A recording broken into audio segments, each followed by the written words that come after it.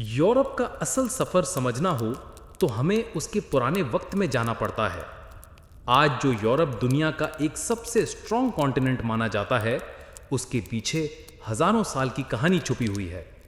ये कहानी सिर्फ ताजमहल, कैसल्स और ओल्ड सिटीज तक महदूद नहीं है, बल्कि ये इंसान के सपनों, जंगों, बर्बादियों और नए दौर के इजहार की कहानी है। सबसे पहले सोचिए कि यूरोप एक वक्त था जब पूरे रीजन में छोटी छोटी ट्राइब्स रहती थीं। कोई एक सुल्तान नहीं था, कोई एक सिस्टम नहीं था। लोग अपनी जमीन के लिए, अपनी फैमिली के लिए लड़ते थे। फिर आया रोमन एम्पायर का दौर।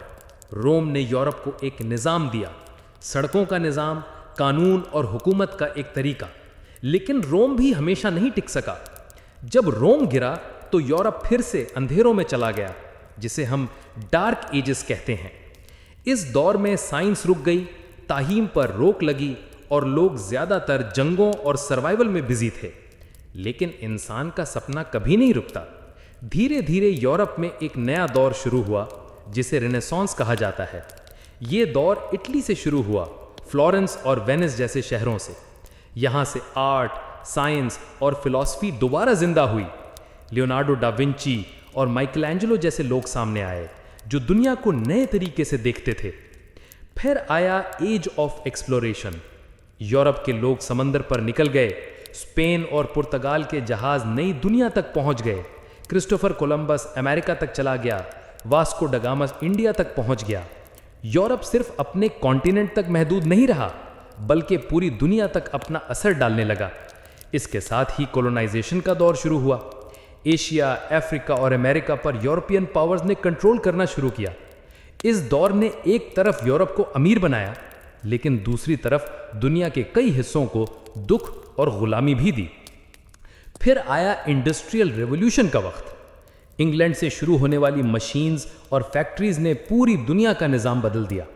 यूरोप ने साइंस और टेक्नोलॉजी में ऐसे आगे बढ़ना शुरू किया कि दुनिया हैरान रह गई।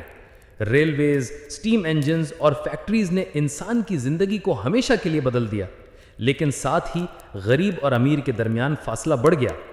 20th सेंचुरी यूरोप के लिए सबसे मुश्किल थी। 2 वर्ल्ड वॉर्स यूरोप के जमीन पर लड़े गए। पहली जंग ने यूरोप को हिलाकर रख दिया, लेकिन दूसरी जंग ने तो सब कुछ तबाह कर दिया। जर्मनी से हिटलर उठा और उसकी नाजी पॉलिसी ने पूरी दुनिया को एक ऐसे कॉन्फ्लिक्ट में फंसाया जिसमें मिलियंस लोग मर गए। यूरोप के शहर बर्बाद हो गए और इंसानियत को समझ आया कि जंग का नतीजा सिर्फ तबाही होता है। लेकिन यूरोप ने हार नहीं मानी। जंग के बाद लोगों ने डिसाइड किया कि अगर हमें बढ़ना है तो हमें मिलकर चलना होगा। यहीं से यूरोपियन यूनियन की बुनियाद रखी गई। धीरे धीरे कंट्रीज ने एक दूसरे के साथ ट्रेड, कल्चर और पॉलिटिक्स में मिलकर काम करना शुरू किया।